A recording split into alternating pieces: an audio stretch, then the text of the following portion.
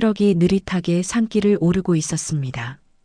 낡은 짐칸엔 크고 작은 박스들이 빽빽하게 쌓여 있었고 그 위에 먼지가 앉아 있었습니다. 차가 멈추자 바퀴가 자갈을 밟는 소리가 사각거렸습니다. 공기는 맑았지만 어디선가 흙냄새와 비냄새가 섞여 났습니다. 이유정은 땀에 젖은 손으로 이삿짐을 내리며 잠시 숨을 골랐습니다. 도심을 떠난 지 3시간. 그녀의 눈앞엔 산이 둘러싸인 조용한 시골 마을이 펼쳐져 있었습니다. 낯선 들판과 굽은 논두렁길, 낮게 흘러가는 개울. 도시에서 나고 자란 그녀에게 이 풍경은 마치 다른 세상 같았습니다. 남편 민수는 묵묵히 짐을 내렸습니다. 얼굴에는 피곤함과 짜증이 섞여 있었고 말은 한마디도 없었습니다. 박스를 던지듯 내려놓는 그의 손끝에서 무언의 불만이 느껴졌죠. 유정은 그런 남편을 보며 잠시 눈을 돌렸습니다. 이곳에서라도 다시 잘해볼 수 있을까? 마음속으로 수없이 되뇌었습니다. 초등학교 교사로 발령받은 이곳은 도심에서 멀리 떨어진 산자락 아래의 작은 마을이었습니다. 학교는 오래된 붉은 벽돌 건물이었고 운동장 한켠엔 감나무가 서 있었습니다. 유정은 이곳에서 새로운 출발을 하고 싶었습니다. 도시에서의 분주함과 사람들 사이의 미묘한 거리감에서 벗어나고 싶었죠. 그러나 마음 한쪽에는 설명할 수 없는 불안이 자리하고 있었습니다. 그나마 위안은 5살 된 딸 소연이었습니다. 엄마, 새 집이 너무 좋아요. 아이의 환한 목소리에 유정은 미소를 지었습니다. 그 순수한 웃음이 아니었다면 이 낯선 이사길은 더 외로웠을지도 모릅니다. 짐을 정리하던 중 담장 너머에서 목소리가 들려왔습니다. 이사 오셨나 봐요? 고개를 들어보니 허리가 굽은 할머니 한 분이 서 있었습니다. 앞치마를 두르고 손에는 배추와 상추가 담긴 바구니를 들고 있었습니다.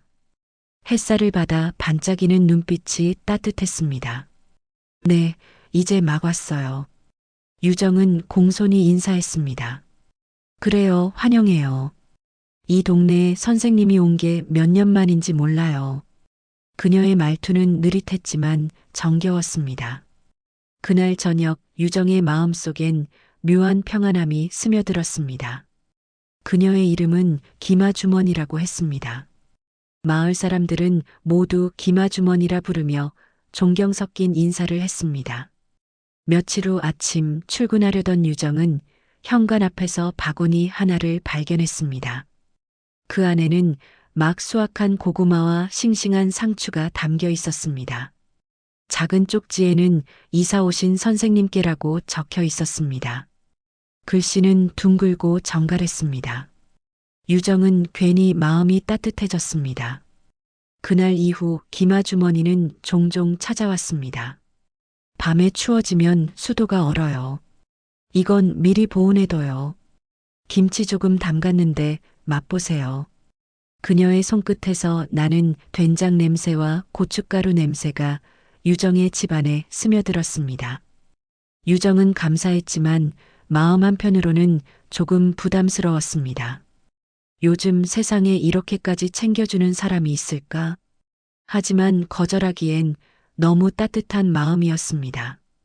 그에 비해 딸 소연은 금세 정이 들었습니다. 학교가 끝나면 김아주머니 집으로 달려갔습니다. 그곳 마당에는 닭들이 돌아다녔고 강아지가 꼬리를 흔들었습니다. 우리 소연이 왔어? 네. 할머니, 오늘은 김치전 해주세요. 둘의 웃음소리는 마을 끝까지 퍼져나갔습니다. 유정은 창문 너머로 그 모습을 보며 미소를 지었습니다. 저런 웃음이라면 괜찮아. 비로소 안심할 수 있었죠. 그렇게 김아주머니는 유정 가족의 일상 속에 스며들었습니다. 이웃이었지만 때로는 친정 엄마처럼 다정했습니다. 어느 비 오는 저녁이었습니다. 퇴근한 유정은 소연이 늦는 것을 보고 걱정스러워졌습니다. 우산을 들고 기마주머니의 집으로 향했습니다. 창문 사이로 따뜻한 불빛이 새어나왔고 안에서는 웃음소리가 들렸습니다.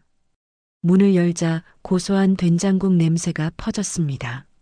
식탁 위엔 김치전과 따끈한 국이 놓여 있었습니다. 소연은 배시시 웃으며 말했습니다. 엄마, 우리 할머니가 김치전 해주셨어요. 유정은 그 말을 듣는 순간 이상하게 가슴이 먹먹했습니다. 그 상차림이 너무 익숙했습니다. 어릴 적 엄마가 해주던 저녁상과 똑같았습니다. 그때 시선이 한 장식장 위에 낡은 액자에 머물렀습니다. 사진 속에는 젊은 여자가 어린 딸을 품에 안고 있었습니다. 그 아이의 얼굴은 낯설지 않았습니다. 유정은 숨이 멎은 듯 멈춰섰습니다. 사진 속 아이는 분명 자신이었습니다. 그때 부엌에서 기마주머니가 조용히 말했습니다. 옛날 사진이에요. 버리지 못해서요. 그 목소리는 평온했지만 어딘가 떨리고 있었습니다. 유정은 말없이 고개를 끄덕였지만 마음속은 폭풍처럼 흔들렸습니다. 그날 밤 유정은 잠을 이루지 못했습니다. 천장을 바라보며 오래된 기억들을 더듬었습니다.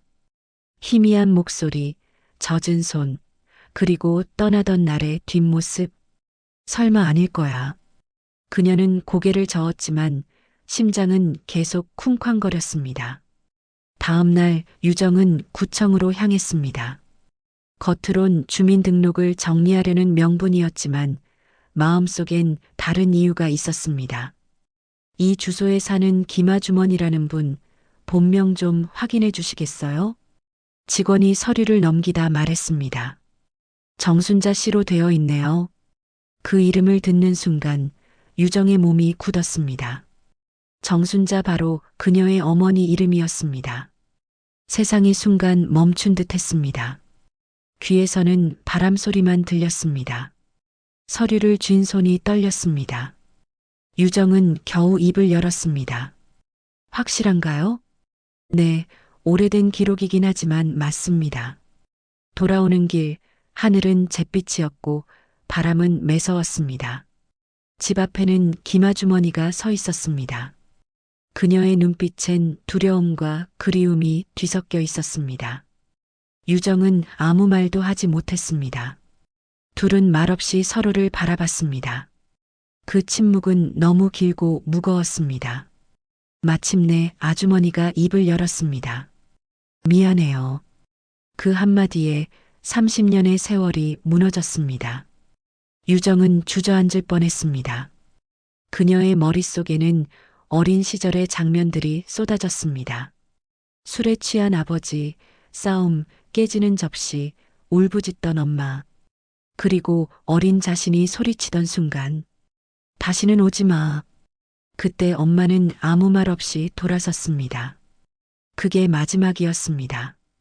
유정은 그제야 깨달았습니다. 버림받은 게 아니라 자신이 버렸던 거였다는 걸요. 그동안 엄마라는 단어조차 입에 올리지 않았습니다. 그게 상처였기 때문이었습니다. 하지만 그 상처의 중심에 여전히 엄마는 있었던 겁니다. 며칠 후 기마주머니의 집불이 꺼져 있었습니다. 문을 두드려도 대답이 없었습니다. 불안한 마음에 문틈으로 들어가자 방 안은 고요했습니다. 침대 머리맡엔 낡은 노트 한 권이 놓여 있었습니다. 표지엔 소연이 엄마에게라고 적혀 있었습니다. 유정은 떨리는 손으로 노트를 펼쳤습니다. 유정아, 내가 교사가 됐다는 소식 들었을 때 참 기뻤단다. 생일날마다 케이크 대신 편지를 썼단다. 보내진 못했지만 멀리서라도 내가 잘 지내길 빌었어. 매 페이지마다 글씨가 삐뚤었지만 정성스러웠습니다. 종이 위엔 눈물 자국이 번져 있었습니다. 유정은 무릎을 꿇고 울었습니다. 억눌렀던 모든 감정이 터져나왔습니다. 왜 이제야 왜 이렇게 늦게 알았을까? 그녀는 노트를 품에 안고 오랫동안 울었습니다. 며칠 뒤 병원에서 김아주머니는 창밖을 바라보고 있었습니다. 그녀의 손등엔 주름이 깊었고 숨소리는 희미했습니다. 문이 열리고 유정이 들어왔습니다. 두 사람은 잠시 눈을 마주쳤습니다. 그 순간 말없이 눈물이 흘렀습니다. 유정이 떨리는 목소리로 말했습니다. 엄마, 이제 그만 멀리 가지 마요. 순자는 미소를 지었습니다. 유정아, 이렇게라도 다시 봐서 고맙다. 두 사람의 손이 맞닿았습니다. 그 손끝에서 오랜 세월이 녹아내렸습니다. 그날 밤 병실엔 봄바람이 살짝 스며들었습니다. 창문 너머로 별빛이 희미하게 비쳤습니다. 두 사람은 아무 말 없이 손을 꼭 잡은 채 긴 세월의 밤을 건너고 있었습니다. 몇 달 후 작은 마을 초등학교 운동장, 아이들의 웃음소리가 하늘로 번졌습니다. 유정은 교실 창문을 닫고 있었습니다. 그녀의 눈빛엔 평온함이 깃들어 있었습니다. 운동장 벤치에는 김아주머니와 소연이 나란히 앉아 있었습니다. 우리 손녀는 참 예쁘네요. 그 말에 유정은 미소를 지었습니다. 세 사람의 모습은 마치 오래전 잃었던 가족사진 한 장처럼 따뜻했습니다. 그날 저녁 세 사람은 함께 밥을 지었습니다. 소연은 반찬을 옮기며 까르르 웃었고 순자는 천천히 해 다칠라 하며 웃었습니다. 식탁 위엔 된장국 냄새가 퍼졌습니다. 유정은 조용히 숟가락을 내려놓고 엄마를 바라봤습니다. 엄마, 그동안 고생 많았어요. 순자는 그 말을 듣고 조용히 눈을 감았습니다. 그래도 다시 만났잖아. 그걸로 됐지. 그녀의 미소는 봄 햇살처럼 부드러웠습니다. 창문 밖에는 노을이 붉게 물들고 있었습니다. 바람이 느릿하게 불며 커튼이 흔들렸습니다. 유정은 하늘을 올려다봤습니다. 구름 사이로 햇살이 스며들고 있었습니다. 그 빛은 따뜻했고 오래된 상처를 감싸주는 듯 했습니다. 그리고 마음속으로 속삭였습니다. 이제야 진짜 봄이 왔네요.